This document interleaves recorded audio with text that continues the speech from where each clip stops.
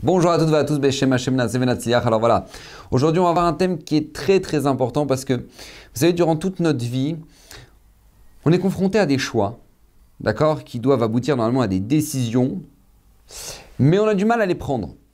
Ou des fois on les prend, mais on les prend mal et on finit par les regretter. Et en fait, en réalité, pourquoi? C'est parce que on fait face à chaque fois qu'on doit faire un choix à deux difficultés. Deux difficultés qui nous font perdre notre objectivité. Normalement, quand on doit regarder, enfin, je sais pas, je me marie pas. Je suis prêt, je suis pas prêt. On met où les enfants? Dans cette école, dans cette école. On fait notre alia, on fait pas notre alia. Normalement, on a plein de choix qui sont très importants, d'accord, qui sont décisifs dans notre vie.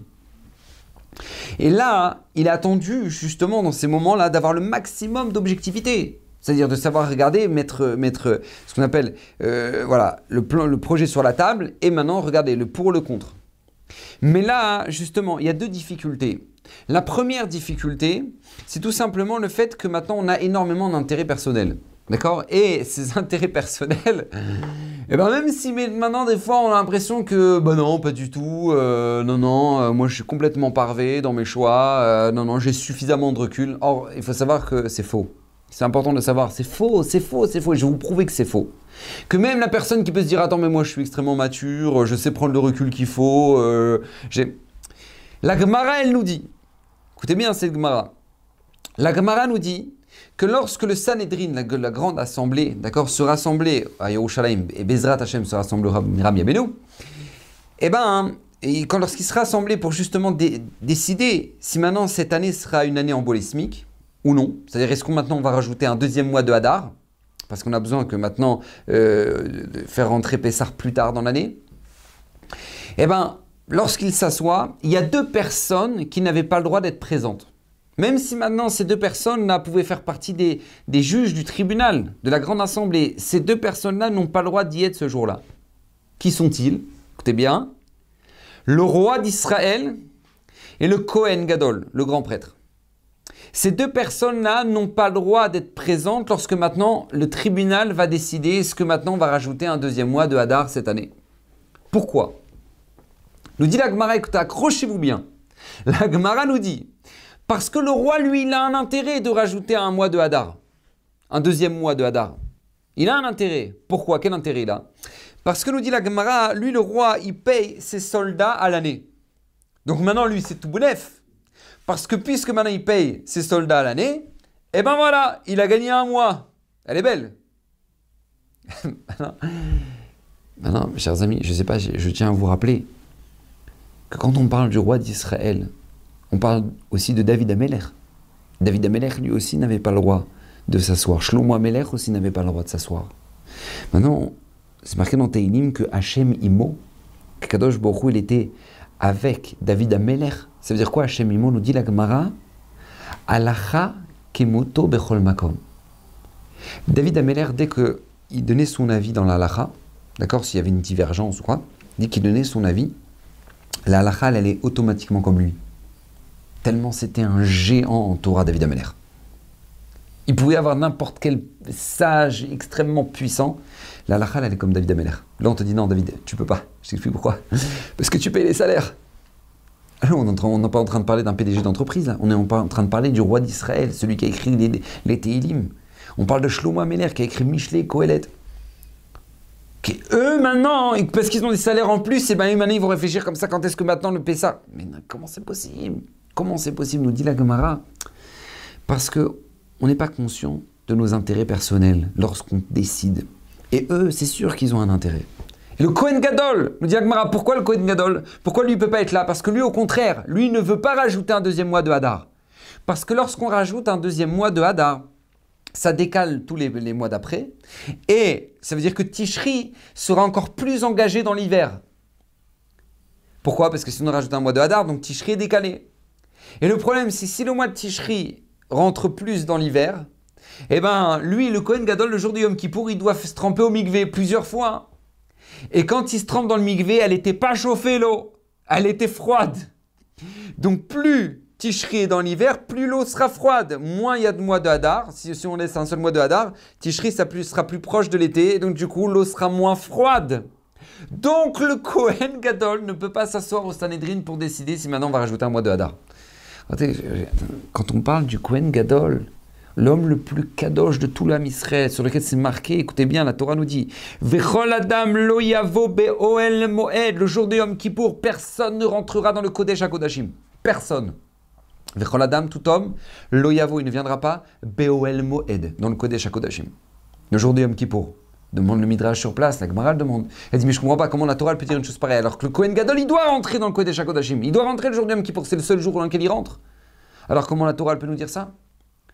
La réponse, parce que lorsque le Kohen Gadol rentrait dans le Kodesh HaKodashim, c'était plus un homme. Dans le verset, c'est marqué Vechol Adam, et tout homme.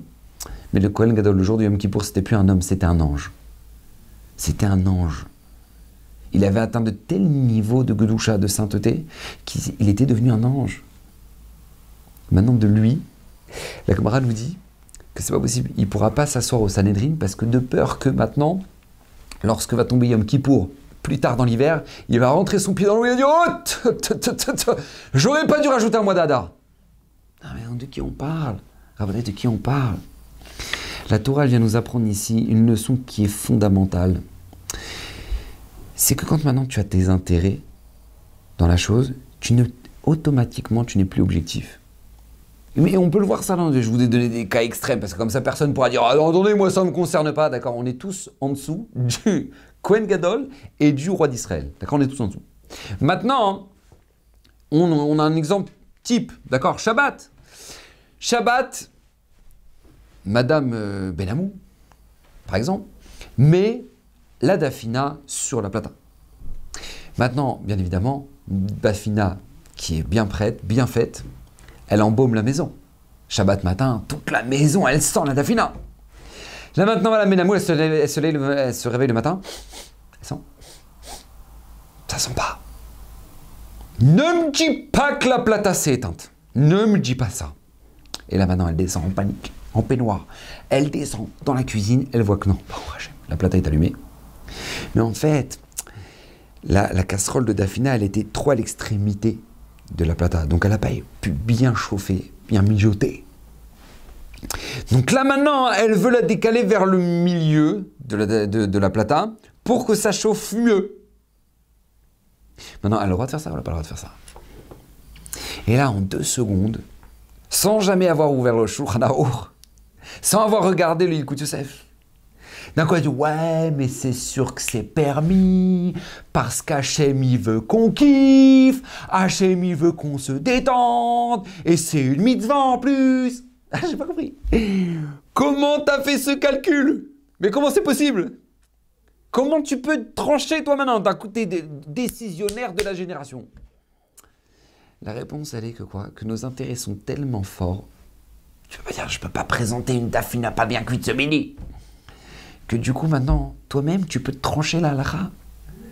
Toi-même, tu peux trancher la halakha. Alors, je vous rassure, hein, si la dafina elle est bien cuite, il n'y a pas de problème. Vous pouvez la recentrer vers la plata. Je vous rassure. Mais, comment c'est possible de trancher sans même le savoir? Parce qu'encore une fois, ce sont nos intérêts. D'accord, je vous donne un autre exemple aussi très sympathique, le vendredi soir, d'accord? Vous attendez la nuit du vendredi soir pour se reposer, Shabbat, pas de téléphone, pas de rien. On est avec les enfants, on a kiffé, on a bien mangé. On va dormir. Waouh! La nuit de la semaine, d'accord? The night. Et là maintenant, qu'est-ce qui se passe? Il y a ton fils qui rentre dans la chambre. Ton fils, ton petit garçon, d'accord? Il a oublié que c'était Shabbat. Il a 5 ans, il oublie, tac, pac, il allume la lumière dans ta chambre. Et là tu dis, ah non, comment t'as pu allumer la lumière dans la chambre? Mais tu peux pas allumer, mais c'est aussi c'est Shabbat. Et là maintenant il a allumé la lumière. Et tu te dis, mais c'est pas vrai, où je vais dormir maintenant dans la chambre des enfants, dans le canapé, comment c'est possible? Et là d'un coup, il y a des parents. Ils commencent à s'inventer des halakhot. Ouais, on n'a qu'à prendre la petite, on la jette sur l'interrupteur, ça va éteindre tout ça, et puis c'est bon, et puis tu sais quoi, j'ai qu'à passer et faire comme ça, et de toute façon c'est comme si j'ai rien fait. Comment tu vas t'aider? T'as le droit d'éteindre la lumière comme ça? Mais d'où elle sort ça, halakhot? Pourquoi? Parce que t'as tellement d'intérêt dans la chose que tu n'es plus objectif par rapport à la situation. Parce que tes intérêts sont trop forts. Vous savez, bah, au Hachem, on a eu dans le Ham Israël un Gaon Olam qui s'appelait le Rav Eizik Sher. Rav Eizik Sher, c'était tout simplement le Mashgiar, d'accord, le maître spirituel de la yeshiva de Slabodka. Et lui, il devait rendre visite à quelqu'un qu'il connaissait qui était malade. Le pauvre, il a fait un arrêt cardiaque. Et donc, il voulait aller faire Bikur Cholim. Mais il appelle le médecin avant. Il appelle le médecin du malade parce qu'il dit, regardez, je voudrais venir le voir à l'hôpital, mais j'ai peur que quand il va me voir arriver dans sa chambre, il va vouloir se lever, il va vouloir me faire des honneurs, ça va le fatiguer, et j'ai pas envie de forcer sur. Donc est-ce que maintenant vous pensez que c'est bien que je fasse Bikur Cholim maintenant, ou c'est pas, vaut mieux que j'attende qu'il rentre chez lui? Le médecin lui dit, regardez, je vous dis honnêtement, Rav, vaut mieux attendre qu'il rentre chez lui, qu'il se repose bien à l'hôpital, etc. Et quand il rentrera chez lui, vous irez le voir. Très bien. Maintenant, une fois que le malade est rentré chez lui, le Rav Eizik Sher ne savait pas. Est-ce que j'y vais? J'ai peur que quand je vais rentrer chez lui, il va vouloir se lever pour me faire honneur, etc. Donc il appelle encore une fois le médecin. Il dit, est-ce que vous pensez que c'est bien que je vienne le voir? Oui, non. Faire Bikur Cholim. Le médecin lui dit, écoutez, je sais pas. Je ne sais pas maintenant quand il est à la maison, je ne saurais pas vous dire, Rav. Est-ce que c'est bien d'aller le voir ou pas? Écoutez bien, Rav Eizik Sher, il accroche, il prend son chapeau. Il prend sa veste. Maintenant, lui, Slabodka, Bnei Brak, c'est sur une espèce de colline comme ça. Il descend toute la rue. Il marche. Maintenant, c'est d'accord. À Bnei Brak, c'est 30 degrés à l'ombre. Il marche. Il arrive, il monte les 4 étages pour aller jusqu'à chez la personne qui était malade. Il se met devant la porte et là, maintenant, il réfléchit. Est-ce qu'il faut que j'aille le voir, faut que j'aille faire Bikur Cholim ou pas? Et puis là, il dit non, il ne faut pas que je le fasse. Et il fait demi-tour, il retourne. Il repart les chevaux. Et quand on lui a demandé comment se fait-il qu'il a fait une chose pareille, il a dit parce que quand maintenant, moi, on me dit « Ah, je ne sais pas s'il faut le faire », bien évidemment, le Satan, il va arriver et va dire « Mais non, mais le fais pas, tu vois pas, vaut mieux attendre, et puis il est pas bien, et puis vaut mieux pas forcer. » Mais en fait, pourquoi il fait ça, le Satan? Parce qu'il fait 30 degrés à l'ombre, et qu'il fait chaud, et qu'il faut descendre faut faire toute la descente après remonter jusqu'à la vodka. Et donc, du coup, le Satan, il veut pas que je le fasse, il veut pas que... Donc j'ai envie de me débarrasser de ces arguments à lui, donc je vais jusqu'à la maison du malade, je m'arrête devant la porte, et là, maintenant, je décide véritablement. J'ai plus d'intérêt maintenant. Je peux être objectif dans ma décision. Est-ce que je dois le faire ou pas? Et là, j'ai décidé que non, je ne devais pas le faire. Rav Eizik Sher, parce qu'il était tellement conscient qu'on manque d'objectivité quand on décide, hein, quand on fait un choix, parce qu'on a des intérêts qui sont terribles. On a des intérêts qui sont très, très puissants. Et donc, c'est pour ça que déjà, première chose, il faut être averti de ça. Averti de nos intérêts personnels. D'accord? Ça, c'est le premier point. Deuxième point sur lequel maintenant c'est extrêmement difficile pour nous de faire des bons choix et de prendre les bonnes décisions, c'est parce que non seulement il y a nos intérêts personnels, mais il y a le cercle d'influence qui est autour de nous. Que lui est bien plus dangereux encore que nos intérêts personnels. Je m'explique. C'est comme quand maintenant on va faire des courses. D'accord? Donc tu arrives dans le supermarché, tu dois faire des courses. Maintenant, vous savez, je pense que je vous l'apprends pas, on ne va jamais faire les courses quand on a faim. Bah oui, parce qu'au lieu de faire 200 € de course, d'accord, tu vas faire 300 € de course. Et tu vas acheter des tonnes de bêtises. Pourquoi? Parce que tu as faim. Donc tu dis, ouais, pourquoi pas ça? Et pourquoi pas ça? Et pourquoi pas ça? Et pourquoi pas ça? Pourquoi pas ça? Parce que t'as la dalle. D'accord, donc d'abord tu manges, et après tu vas faire tes courses. Donc là, il y a déjà l'influence personnelle dans ton achat. Quand tu arrives dans un supermarché et que tu as faim, tu as ton intérêt personnel qui t'empêche de décider vraiment ce que tu dois acheter. Mais tu as le deuxième point, le deuxième mode d'attaque qui est le cercle d'influence que tu subis quand maintenant tu es à l'intérieur du supermarché, qui est tout simplement le fait que maintenant le marketing est très puissant. Vous savez que dans les supermarchés, les rayons du lait et du pain sont à l'autre bout du magasin. Ils ne vont pas te le mettre à l'entrée. Ils vont te le mettre à l'autre bout du magasin. Ils vont te mettre le lait au fond à droite et le pain au fond à gauche. Pourquoi? Parce que puisque c'est des éléments de base, des aliments de base, donc tout le monde en a besoin. Donc comme tout le monde en a besoin, on est sûr qu'ils vont traverser tout le magasin et en chemin, ils vont dire « Ah, mais attends, ma femme m'a demandé de prendre des gâteaux. Ah, et si je prends les tomates aussi. Ah, et puis, il y a le jus tropique. Nouveau jus tropique. Pourquoi pas? Allez, hein. » Ils savent. Donc encore une fois, tu subis deux influences. Ton influence personnelle qui est tout simplement le fait que tu as faim et l'influence générale qui est l'attaque marketing dans laquelle tu es. D'accord? C'est la même chose dans la vie. L'influence personnelle, on l'a déjà expliqué, mais l'influence qui est globale est extrêmement puissante parce que vous savez que maintenant, on est dans le monde de l'image. D'accord? Les médias, ils veulent plus maintenant te donner des informations. Ils sont prêts maintenant à te donner de la désinformation dans le but que tu aies regardé. Donc si maintenant, toi, maintenant tu avais ton... Je donne un exemple classique, d'accord? La vie sur Israël. Il y a énormément de goïms qui ont un regard péjoratif. Ça, ils n'ont pas honte, et c'est des nazis. Ok. Pourquoi ils sont comme ça? Parce que tout simplement, eux, ils ont subi un lavage de cerveau. D'accord? Que tout simplement, on leur dit, ouais, ça. Maintenant, eux, le jour où ils arrivent en Israël, ils ont pris la peine de prendre un avion et ils arrivent en Israël, ils se rendent compte que ça n'a rien à voir. Et les gens, ils sont agréables, et c'est sympathique, et il fait beau, et Baruch Hashem, et les paysages sont de folie, et les villes sont magnifiques. Ils se rendent compte de ça, ils sont choqués. Ils sont choqués. Interrogez les gens qui ont... Des goïms, je ne parle pas de juifs, je parle de goïms qui ont fait des voyages, ils te disent, ils te témoignent, ils disent, mais on était choqués. Ça n'a absolument rien à voir avec ce qu'on voit à la télé. Mais pourquoi? Parce qu'eux, ils sont tellement, on leur rabâche sans arrêt, que maintenant, Israël, c'est comme ça, c'est comme ça. Donc en fait, leur cercle d'influence est tellement puissant dans ce domaine-là, que maintenant, leur avis est déjà tout fait. Tout fait. Donc on leur dit, tu peux prendre un billet. Ah non, écoute, moi je ne pars pas dans un pays en guerre. Quelle guerre? Quelle guerre? Non. Parce que justement, ça a été tellement fort. Et les médias sont là pour ça, ils sont payés pour ça, pour te faire sentir que tu as raté des informations si tu les as pas regardées ce soir. Ils vont te faire ressentir que tu as raté quelque chose et tu vas dire, ah non, purée, j'ai raté le 20h. Mais qu'est-ce qu'on en a à faire? Écoutez-moi bien, écoutez ce que je vais vous dire. Jamais, après avoir regardé le journal télévisé du soir, vous sortirez plus heureux, vous sortirez plus intelligent, vous sortirez plus équilibré, vous sortirez plus épanoui, vous sortirez avec un regard positif et vous sortirez avec une plénitude. Jamais.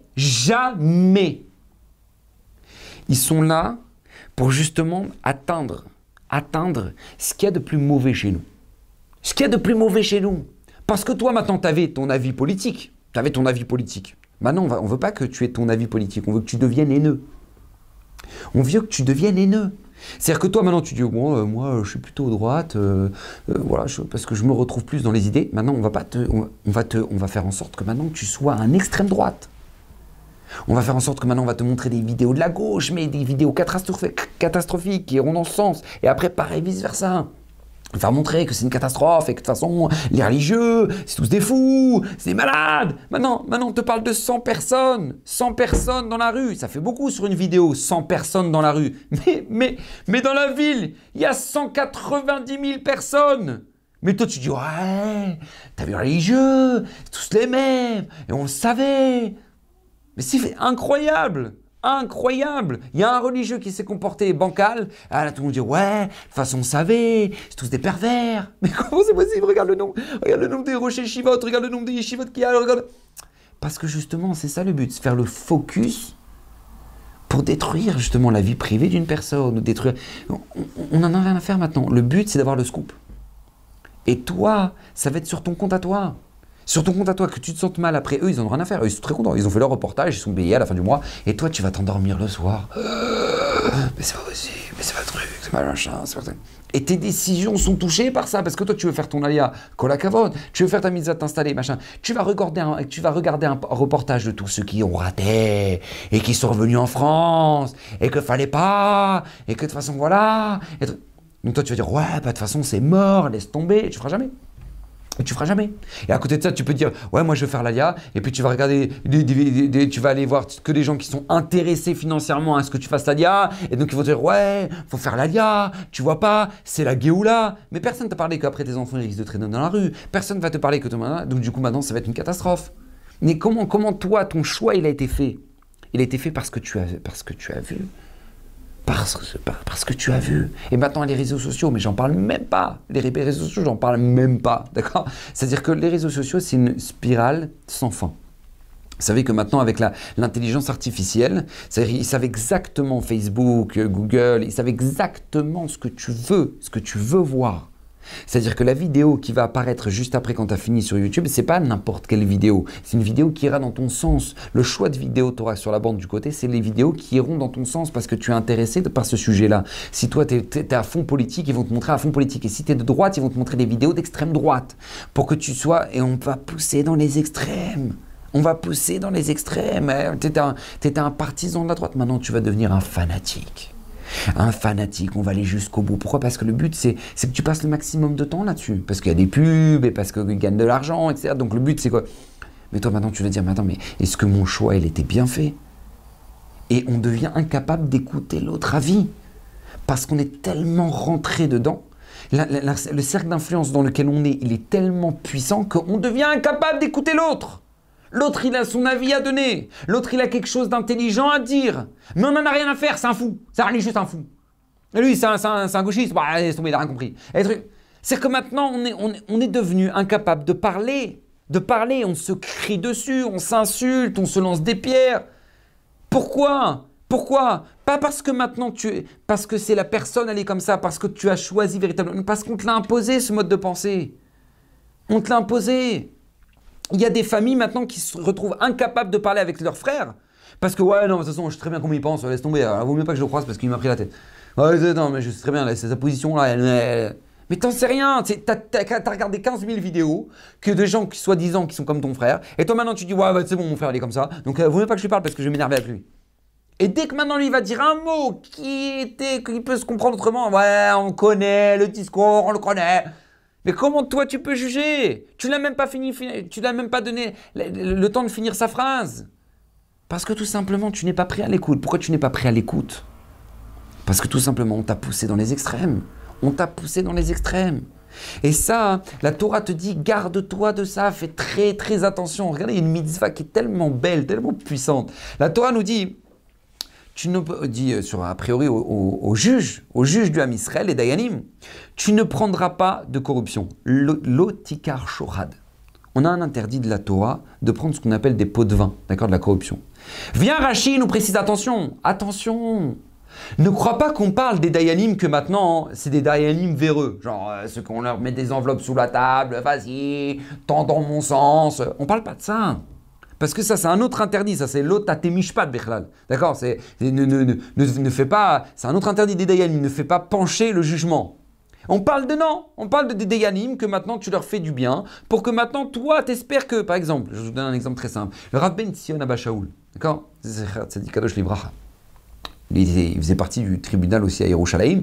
Et lui, une fois, il arrive dans le couloir du tribunal et il faisait sombre. Et il y a quelqu'un qui allume la lumière dans le couloir. Et là, Rav Ben Sion Abba Shaul, il ferme les yeux. Il dit, je ne sais pas qui a allumé la lumière. Je vous demande tout de suite d'éteindre. Je vous demande tout de suite d'éteindre la lumière. Et la personne éteint la lumière. Et Rav Ben Sion Abba Shaul, il continue. Il n'a pas voulu regarder. Pourquoi? Parce que Rav Ben Sion Abba Shaul, il avait peur que ce soit quelqu'un qui se retrouve à devoir juger en tant que Dayan. Et que cette personne-là lui a fait du bien. Pourquoi? Parce qu'elle lui allumait la lumière dans le couloir alors qu'il y avait de l'ombre, alors qu'il faisait sombre. Ça, là-dessus, c'est marqué, la Torah nous dit, tu ne prendras pas de corruption. C'est-à-dire, ton intention, elle n'est pas de faire pencher le jugement d'un... Mais c'est que tu le veuilles ou non. Puisqu'on t'a fait du bien, tu te sens redevable. Et donc, même si tu n'en es pas conscient, dans ton subconscient, tu vas pencher le jugement. Vient le Sabbat Mislabotka et nous dit, il n'y a pas la Torah des juges et la Torah des juifs. Cette mitzvah-là, elle est pour chacun de nous. Chacun de nous, on est le tribunal de notre vie, comme ça nous dit Rav Israël Salanter. On a dans nos mains notre vie. Tu vas devoir juger, est-ce que tu te maries pas. Tu vas devoir juger, est-ce que maintenant tu rentres ton enfant dans cette école ou dans cette école-là. Est-ce que tu vas donner autant de temps à l'étude dans ta journée, oui ou non. Est-ce que tu vas choisir de travailler ce jour-là avec des horaires comme ça, oui ou non. Dans ta vie, tu as plein de choix à faire. Tu es le Dayan, tu es le juge de ta propre vie. Fais attention, ne prends pas de corruption. Et il y en a un qui en donne de la corruption. Il y en a un qui est très très fort pour justement donner de la corruption dans notre vie. C'est qui ni plus ni moins que le Satan. Le Satan, il est spécialiste là-dedans. Vous savez, le Baal Shem Tov, il dit un chidouche qui est absolument magnifique. Ici dans la Gemara, dans Shabbat, c'est marqué que quelqu'un qui a fait la shrita, d'accord, qui a abattu une bête pendant Shabbat, il y a une marloquette entre Rav et Shmuel, d'accord, une divergence. Pourquoi il a transgressé le Shabbat, d'accord? Rav, il dit, parce qu'au moment où il a fait la shrita, le sang, il a coloré la chair de la viande. Donc, comme il a coloré la chair de l'animal, donc c'est Mishum Tsovea. Donc, il a coloré. C'est pour ça qu'il a transgressé un interdit Shabbat. Shmuel, il dit non, c'est pas à cause de ça. C'est parce que tout simplement, il a tué. Netilat Neshama. D'accord? Donc, Marloquette, divergence entre Rav et Shmuel. Vient le Baal Shem Tov, il nous dit la Gemara autrement. Il nous dit, de qui on parle ici? Le Shochet, c'est le Satan. Ou à Satan, ou à Yetzerara, ou à Malach HaMavet. C'est lui de Satan, c'est lui de Yetzerara, c'est lui l'ange de la mort, nous dit la Gemara. Lui, quand il nous attaque et quand il veut nous abattre, Hashem Irachem, eh bien, qu'est-ce qui se passe? Il attaque de deux manières. La première, c'est en colorant. Il va te colorier la situation, genre Kilou, tu peux pas ne pas faire ça. Combien je vois de jeunes, ils sont pas mariés. Il te raconte l'histoire, il dit voilà, Rav, voilà, je suis avec un garçon, ça fait maintenant 5 mois, je sais pas quoi faire, je suis amoureuse, mais d'un autre côté, voilà, je sais pas, je trouve qu'il a des comportements violents, il m'a déjà jeté par terre. Je dis pardon? Oui, bah oui, il était énervé, il s'était énervé avec sa mère, donc du coup, voilà, et puis moi je m'étais mêlé, donc du coup, il n'a pas aimé, mais je l'aime, mais je sais pas exactement quoi faire. Je dis, mais attends. Combien le Satan, il t'a embelli la situation pour que maintenant tu sois incapable d'ouvrir les yeux? Mais c'est un malade. T'es même pas marié, il te frappe, c'est un fou. Comment tu peux, Birlal, donner un sentiment à un homme pareil? Comment? Ah non, Rav, il crie pas, hein, mais c'est juste que deux fois, je me sens très très nerveux. Mais tu rigoles quoi? Mais avant le mariage? Ouais, mais Rav, je suis attachée, je suis amoureuse, je sais pas quoi faire, je sais pas truc. Mais t'as pas le droit de te détruire. C'est pas parce que t'es amoureuse que t'as le droit de te détruire. Hashem Yirachem. Mais pas en courant. Mais comment c'est possible que cette fille-là a un doute? Comment c'est possible? Parce que le Satan, il lui colorie la situation, il lui dit mais non, mais tu sais, 1 plus 1. Vous savez, quand on parle au sentiment, quand tu parles au cerveau, tu dis 1 plus 1, c'est égal combien? Il te dit 2. Ok. Quand tu parles au cœur, il te dit 1 plus 1, c'est égal combien? C'est égal 5. Il y a lui, il y a moi, il y a Hachem, les lapins, les colombes, tout est beau. Là, j'ai pas compris. Comment c'est possible? Parce que le Satan, justement, lui, il veut te colorer la situation, il veut te dire, mais non, mais arrête, t'inquiète pas. Et ils sont persuadés qu'ils sont objectifs dans leur choix, mais ils ne sont pas du tout. Ils ne sont pas du tout. Maintenant, toi, tu peux croire que maintenant, tu as fait un choix de te séparer de quelqu'un qui te faisait du mal, et maintenant, le Satan, il va dire, ouais, tu vois pas, t'es quelqu'un de haineux, Mais comment il peut t'embrouiller autant? Parce que justement, tu n'as plus le recul. C'est pour ça que la Torah nous oblige à sceller les harav. Tu as l'obligation de te faire un rave. Pourquoi? Tu es obligé d'avoir affaire à quelqu'un qui maintenant a du recul par rapport à la situation et qui te dit stop. Assez les rave. Dans n'importe quelle décision que tu vas prendre dans ta vie, je fais l'alia ou je fais pas l'alia, tu demandes à ton rave. Tu vas pas voir ton rave en te disant rave, je fais l'alia. Hein. Non, c'est pas comme ça que ça marche. Non, c'est rave. Est-ce que je dois faire l'alia ou pas? Est-ce que vous me le conseillez, Rav? Est-ce que vous me conseillez cette fille-là ou pas? Est-ce que vous me conseillez ce garçon-là ou pas, Rav? Est-ce que maintenant, vous croyez que je dois faire un séminaire, oui ou non? Est-ce que je dois faire la yeshiva? Combien de temps? Tu demandes à un Rav. Pourquoi? Parce que c'est le seul qui a le recul de pouvoir te permettre de te dire oui ou non. Même tes parents, des fois, ils ne pourront même pas te conseiller là-dedans. Pourquoi? Parce qu'eux-mêmes, ils ont l'intérêt de la famille, l'intérêt de l'honneur de la famille, l'intérêt des choix. Attends, tu peux pas dire la yeshiva, parce que si tu vas à la yeshiva, qu'est-ce qui va devenir de toi? C'est dangereux. Donc du coup, qu'est-ce qui se passe? Tu n'es même plus objectif. La Torah, elle te dit arrête. Fais attention, parce que non seulement ça c'est intérieurement, tu as du mal à faire tes propres choix, mais le cercle d'influence que le Satan te crée, il est très fort. Le matin, tu étais bien. Tu te lèves le matin, tu étais waouh! Ah, je suis au top là ce matin, bah, au Hachem et tout, man, tu t'es levé, ouais, t'as fait une bonne douche, t'es là, le soleil il est beau, grâce à Dieu, bah au Hachem, tu prends, à ce moment-là, tu fais l'erreur fatale, bien évidemment, de ne jamais faire ça, mais tu allumes ton téléphone à la boker, tu regardes ton téléphone et là d'un coup tu vois une nouvelle vidéo sur des manifestations, sur le nombre de morts de Corona et sur ce qui se passe dans les services Corona, et là t'es rentré en angoisse et t'es rentré en stress. T'étais bien. Mais le Satan, il veut te pourrir ça. Il arrive et te dit non, faut pas que tu sois bien. Donc il va t'envoyer la dernière vidéo de ce qui se passe dans les services Corona. Tu dis mais non, mais tout le monde meurt. Maintenant toi, tes enfants, ils sont levés bien, mais ils sont levés bien aussi eux. Ils sont réveillés, papa, maman, comment ça va? Au Hachem, on va à l'école. Attention, vous mettez 4 masques. Vous vous douchez avec l'alcool-gel. Mais comment t'arrives à ça? Comment t'arrives à une panique, une angoisse pareille? Parce que t'as une copine qui t'a envoyé un vocal en disant que sa fille a des revenus positifs et que parce que tout simplement les enfants ils mettent pas les masques et de toute façon tout le monde en a rien à faire. Et donc toi, tu dis ouais, personne n'a rien à faire, mes enfants, vous mettez les masques pour tout le monde. Mais ils y sont pour rien les pauvres, ils y sont pour rien. Mais comment t'as pu faire un choix pareil? Comment t'as pu dire une chose pareille? Parce que c'est le monde dans lequel tu vis qui t'a donné cette influence là. Vous savez, je vais vous dire une chose, la plupart des problèmes qu'il y a dans le confinement, c'est pas parce que maintenant on est confiné qu'on reste dans nos maisons. C'est pas vrai. C'est pas vrai. Il y a des gens au Canada, ils restent de tout l'hiver dans leur maison et ils sortent pas. Et ça les a jamais dérangés, d'accord? Parce qu'il fait moins 40 dehors, d'accord? Et ils sortent moins, ils sortent que pour maintenant faire leurs courses, faire les trucs exactement comme si maintenant les amis on les a confinés. Mais c'est naturellement confiné. Maintenant, ces gens-là, qu'est-ce qui se passe? Ils s'entretuent chez eux à la maison. Ils se tuent. Non, ça fait partie de la vie. Maintenant, on te dit confinement. Et là, d'un coup, ouais, en fait, ils veulent notre mort. Ils veulent plus qu'on travaille. Mais ça n'a rien à voir. Ça n'a rien à voir. Mais pourquoi maintenant, nous, on interprète mal? Pourquoi nous, maintenant, ça devient un enfer? Vous savez pourquoi?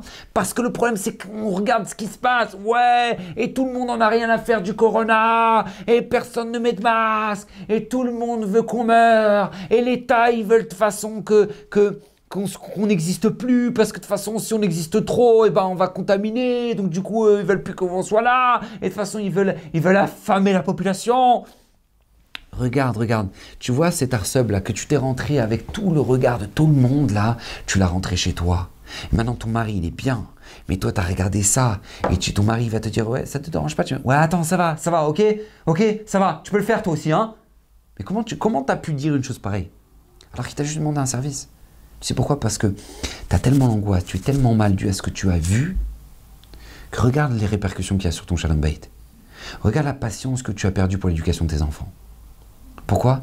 Parce que le cercle d'influence que le Satan t'a créé autour de toi est tellement puissant que tu deviens incapable d'être objectif dans chacune de tes actions qui sont aussi banales que envoyer les enfants à l'école, leur donner des bons conseils de la vie.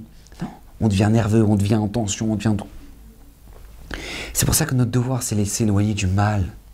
S'éloigner du mal, être positif. Être positif, s'éloigner de gens, quand tu es dans un groupe de WhatsApp et que tu as des gens qui sont là pour te ramener l'angoisse et les trucs, et ça y est, éloigne-toi, pars. Pourquoi? Entoure-toi de gens qui sont constructifs, de gens qui sont bien, de gens qui vont t'apporter « Ah, bah, si je fais ça, que votre arabe, j'ai vite fait le tri. Hein. » Eh bien, fais le tri. Parce que si eux, ils ont décidé de se pendre tout seuls, toi, tu dois pas être la prochaine. Tu dois pas être la prochaine personne. Tu dois te battre pour ça. Tu dois te battre.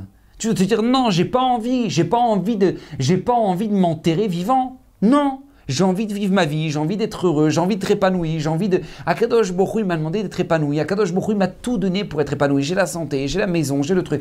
Pourquoi maintenant j'ai commencé à... Pourquoi il faut attendre les tragédies pour finir par comprendre que ah bah Hachem, je vais finir par embrasser mes enfants quoi, parce que l'enfant de quelqu'un que tu connais, ben, il vient de mourir.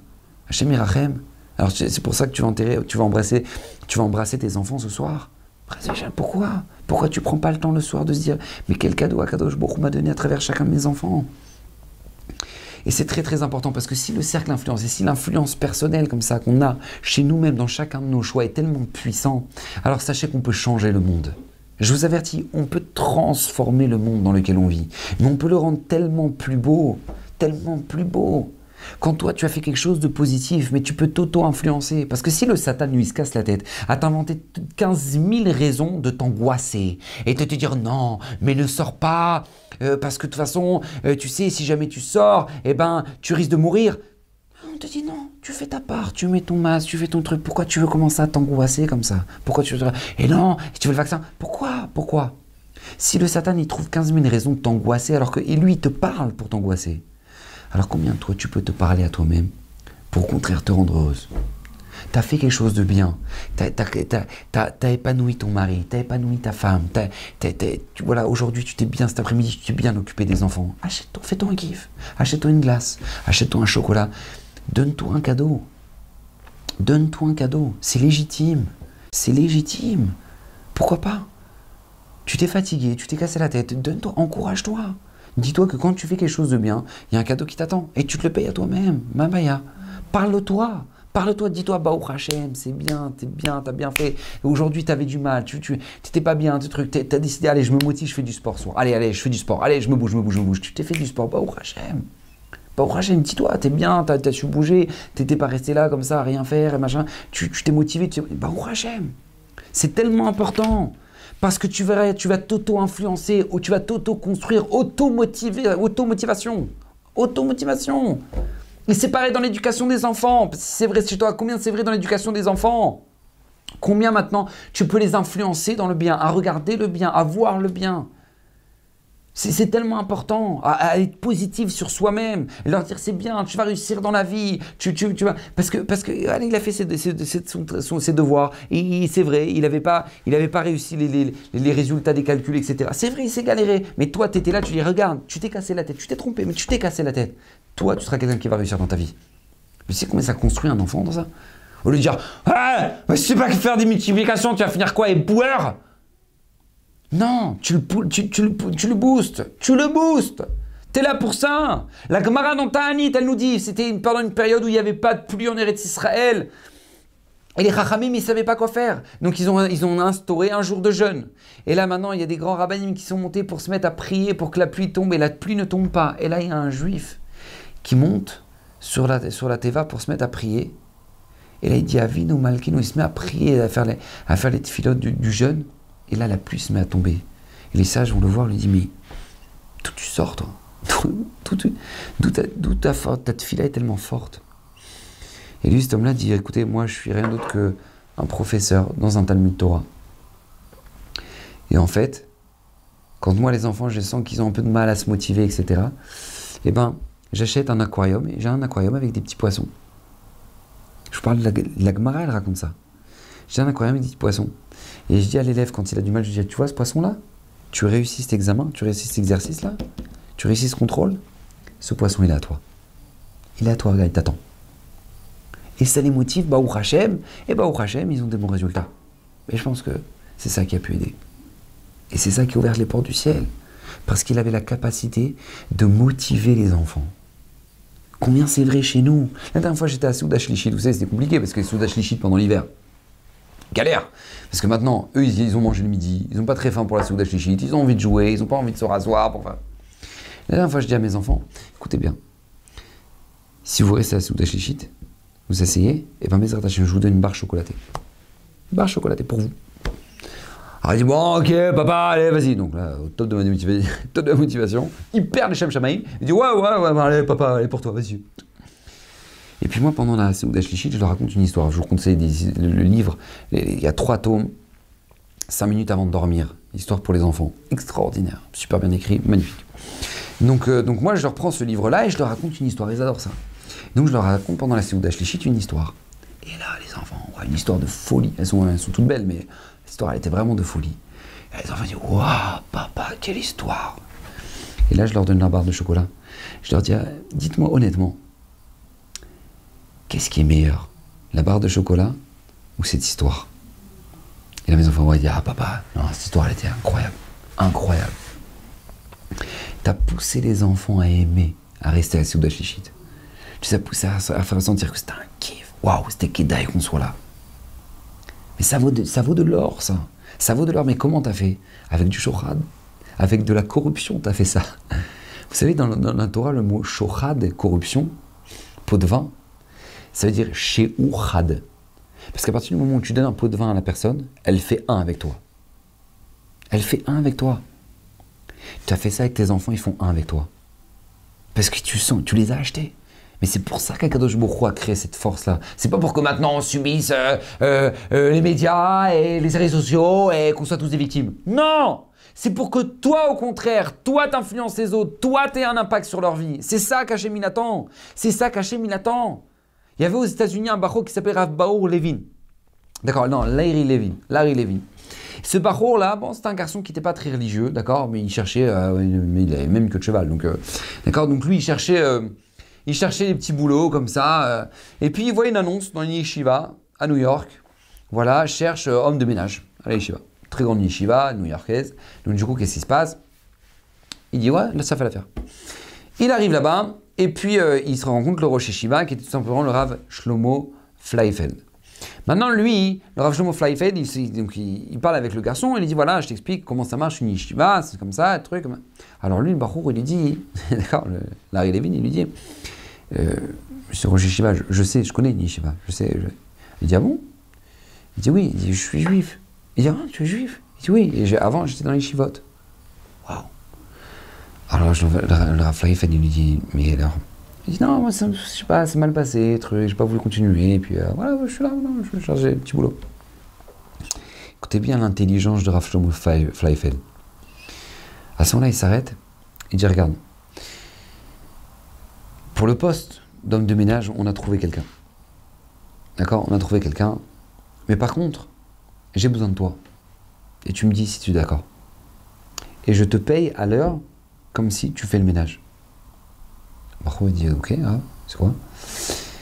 Il dit, j'ai 3 Bachourim qui viennent d'arriver à la yeshiva, et ils sont comme toi. Queue de cheval, détente, mode détente. Et c'est difficile parce qu'il y a un grand écart entre nous, les rabbanim, et ces jeunes-là. Toi, par contre, tu as connu le monde des yeshivot. Et donc ça peut être intéressant, au contraire, toi tu peux les motiver, parce que tu as connu le monde des yeshivot, tu peux leur parler, eux ils veulent te comprendre, tu parles le même langage que eux. Et en même temps tu leur expliques, tu les fais découvrir ce monde-là. Ça peut être très intéressant et je te paye au même prix que le ménage. T'es d'accord? Bachour il dit, ok, ouais, pourquoi pas. Et donc du coup il commence à, donc lui, il arrive à l'yeshiva, et truc, machin, sans qu'il bat, hein. Il commence à parler avec ces jeunes-là, et truc, machin, sympathique. La semaine d'après il va voir le Rav, il dit, Vodara, regardez, je me sens un peu gêné parce que je leur parle de Torah, j'ai pas de kippa sur la tête, j'ai pas de tzitzit, ça vous dérange pas de me donner des kippa et des tzitzit? Le Rav me dit, je t'oblige pas. Si tu veux, pas de problème, je te paye des kippa et des tzitzit. Par contre, je peux juste te demander une chose, un service. Regarde, j'aimerais que tu leur parles de ce que c'est que le Messilat Yesharim, d'accord, le Rabbeinu Yonah, Sharet Shuvah, etc. Bref, tous ces livres-là qui sont tellement importants dans la base de notre judaïsme, est-ce que tu pourrais leur en parler, leur expliquer un petit peu comment toi tu vois les choses, etc. Il dit, ouais, d'accord, pas de problème et tout. Et le Rav, il a petit à petit fait en sorte que maintenant Larry Levin va devenir un bachour il va redevenir un bachour yeshiva. Il va avoir sa fierté. Et il va finir Rav à Yerushalayim. Mais comment il l'a acheté? Avec quel pot de vin il l'a acheté? Parce qu'il lui a donné du kavod. Il lui a donné de l'honneur. Il lui a montré qu'il était quelqu'un. Il lui a montré qu'il est capable d'enseigner. Il a montré que ses enseignements, ils sont importants. Et ça, c'est tellement important, parce que si c'est vrai dans l'éducation des enfants, combien c'est vrai dans le Shalom Bayit? Dans le Shalom Bayit, combien on peut influencer? On peut influencer l'autre, dans le bien. Dans le bien. Combien il y a de couples qui sont en désaccord et qui sont pas d'accord? Ouais, moi je voudrais que ma mère, eh ben, elle vienne plus souvent, et lui, truc, machin, ta. Et si on se rendait compte que tous les problèmes, ils peuvent se résoudre avec des pots de vin, tout. Imaginez-vous un garçon, d'accord, un mari, bon, encore pas beaucoup d'expérience dans le mariage, d'accord, sa mère, elle l'appelle, elle dit, regarde, est-ce que vous voulez venir Shabbat, ce serait bien, venez Shabbat à la maison, on a envie de vous voir, etc. Elle dit, ouais, d'accord, pas de problème, vous venez Shabbat. Ah non, ça, erreur gravissime, d'accord, dans le mariage, jamais tu donnes une raison, jamais tu décides si t'en as pas parlé à ta femme. Ah oui, attention, danger. Et lui, il dit, ouais, pas de problème et tout, truc. Et là, 5 minutes après, tu reçois un appel de ta femme. Allô? Ouais, c'est quoi ce délire-là? J'ai pas compris. On est chez ta mère, Shabbat? Et lui dit, bah ouais. Attends, j'ai pas compris. Tu m'en as même pas parlé? Et toi, t'as décidé tout seul, genre t'es marié tout seul, genre. Je dis, ouais, ma femme, oh purée, je suis désolé. Ouais, bah d'accord, ok, viens, arrive à la maison, on en reparle. Tic. Bah non, lui, il est face à une situation compliquée là maintenant. Parce qu'il y a sa mère. Après, si maintenant il dit non à sa mère parce que sa femme, waouh, l'IA. Donc maintenant, lui, s'il arrive à arriver chez lui, il va se prendre un savon. Donc là, il y a ce qu'on appelle une étape obligatoire qui s'appelle le sushi. D'accord? Le mari a l'obligation de s'arrêter au sushi pour prendre les 150 pièces. Ouais, pas pour amener le petit truc là, comme ça. Non, tu prends les pâtes à la chinoise et les trucs. Tu l'as fait kiffer. Elle aime les sushis, tu l'as fait kiffer. Et là, tu as intérêt, avant de rentrer chez toi, d'arriver avec les sushis. Et là, t'arrives, ding ding, voilà ma femme, regardez, tu vois, je voulais qu'on se fasse un kiff ce soir, voilà, j'ai pris des sushis, voilà, je voulais te faire une surprise, ma femme et tout, machin, truc, et tu fais en sorte qu'elle oublie le dossier, d'accord? Elle oublie le dossier, tu parles, machin, truc, comment tu passes la journée, Après, tu dis, après le bon repas qu'elle a kiffé, elle dit, ah, j'adore ces sushis-là, alors après, tu dis, regarde, je voulais juste te demander pardon pour ma mère, j'ai vraiment, voilà, ça m'est sorti de la tête, ça devrait pas se passer comme ça. Je te demande sincèrement pardon d'avoir pu prendre une décision. Et là, tu verras qu'elle va te répondre. Non, t'inquiète, bon, c'est juste, voilà, fais attention quand même. C'est pas gavone. Voilà. Et t'as enterré l'histoire. Avec quoi? Avec du Shochan. Pourquoi Kadosh Baruch Hu, il a créé cette force-là? C'est pour ça. C'est pour ça. Combien il y en a qui sont dragueurs, chineurs avant le mariage et tout, machin. Ils sont mariés, ils font plus rien. Mais t'as pas compris, avant le mariage, on ne drague pas. Allô, on n'a pas le droit de draguer avant le mariage. Avant le mariage, c'est Shidour. On renseigne, ça correspond pas, tac, tac, tac, les projets de vie, c'est bon, tac, on se marie. Maintenant, tu vas draguer. Tu dragues ta femme après le mariage, tu la dragues pas avant. Parce que c'est pour ça qu'Hachem il a créé ça. Parce que maintenant, il y a tout à construire, donc il y a besoin de ça. Il y a besoin de cette drague à cet instant-là. Parce que c'est maintenant qu'il y a toute une maison, hein, une famille à faire. Et c'est comme ça que ça marche. Et tu peux avoir n'importe quel désaccord dans le mariage. Tu peux tout arranger comme ça. T'as ton mari qui, lui, maintenant, classique, et tu viens de faire la serpillière, il arrive, il marche. Il marche sur le sol où il y a eu la serpillière. D'accord? Parce que lui, bon, attends, c'est des chaussettes. J'étais en chaussettes, hein, c'est pas que j'étais en chaussures. Oui, mais tu vois pas qu'il y a des traces. Il dit, oh, ben non, je vois pas. Bon, c'est les hommes. Donc maintenant, qu'est-ce qui se passe? Là, maintenant, le mari, il a marché en chaussettes au milieu de là où on vient de faire la serpillière. Maintenant, il y a deux possibilités. Où la femme a dit « Non, mais t'as pas honte! Non, mais il y en a marre! Tu sais pas déjà que on marche pas là où il y a des... Mais il y en a marre! Quoi, tu veux passer 15 fois? T'as cru que je suis à Chaoucha ou quoi? Mais j'ai pas envie, ça y est, il y en a marre! Allez, tiens, va et fais-le toi! » Et là, l'autre, il dit « Attends, mais tu me parles sur un autre ton? Qu'est-ce que j'ai fait là? J'étais en chaussettes. Et alors, en chaussettes, tu crois qu'on voit pas? » Et là, tac. Le Shabbat explosif! Hashem Yerachem. Ou sinon, il y a une deuxième possibilité. La femme, elle arrive, regarde son mari, elle dit « Waouh, c'est mon mari, t'es le plus beau. En habit de Shabbat, t'es tellement classe. Oh, Odou Lachem qui t'offre, qui m'a donné un mari aussi beau gosse que toi. Merci. » Et là, le mari, merci ma femme, c'est gentil. Merci beaucoup. Merci, vraiment. Waouh, Hachem, toi aussi, toi, t'es la plus belle, hein, tu sais. Et la femme me dit, regarde mon mari, ça t'arrange pas là, juste la prochaine fois. Regarde, je vais te montrer, regarde, viens te mettre à côté de moi. Tu vois ici, je viens de passer à serpillière, regarde, maintenant on voit tous tes pas. Que la prochaine fois ça te dérange pas, tu fais pas ça parce que vraiment je suis fatigué pour la préparation de Shabbat. Et là le mari, s'il est un petit peu équilibré, et ben lui tout de suite il dira, ah pardon ma femme, je suis désolé, j'ai pas vu. Pardon, c'est quoi, allez où est serpillière? Donne-moi, je te donne un coup. Et il va passer le coup. C'est-à-dire n'importe quel désaccord peut avec le pot de vin, avec de la corruption, être endormi complètement. C'est pour ça qu'Akadosh Baruch Hu nous a donné ça. C'est pour construire et ne pas détruire. On veut nous détruire par cette force-là. La société, l'influence, les médias, les réseaux sociaux cherchent à nous abattre, à nous détruire, à nous influencer, à décider pour nous. Chez nous, il n'y a personne qui décide pour nous. C'est toi qui vas décider. Tu vas rester objectif dans tes choix et tu vas te servir de cette force-là justement pour construire autour de toi et non pas être détruit. Ça, c'est notre mission, ça, c'est notre devoir. C'est ce que Kadosh Baruch Hu attend de nous et c'est la clé pour vivre un véritable bonheur dans notre vie au quotidien. Dans n'importe quel domaine de notre vie, on peut tout construire et se permettre d'être heureux. Qu'Hachem vous bénisse et que de bonnes choses. Torah Box, c'est la diffusion chaque jour de cours de Torah variés et innovants, adaptés à chacun. Grâce à une équipe investie et désireuse de diffuser la Torah à son peuple, des cours sont enregistrés chaque jour en studio, puis montés et diffusés. Avec des rabbinim de haut niveau, sur tous les sujets de la vie juive, paracha, pensée juive, halakha, couple, éducation, émouna, histoire juive. Et chaque semaine, une histoire exceptionnelle à raconter le Shabbat. De nouvelles émissions et débats innovants qui confrontent Torah et actualité. Des concepts de vidéos qui expliquent la halakha de manière ludique, divertissante et accessible. Et des programmes de Torah pour nos enfants. Torah Box, c'est du judaïsme sur mesure pour vous.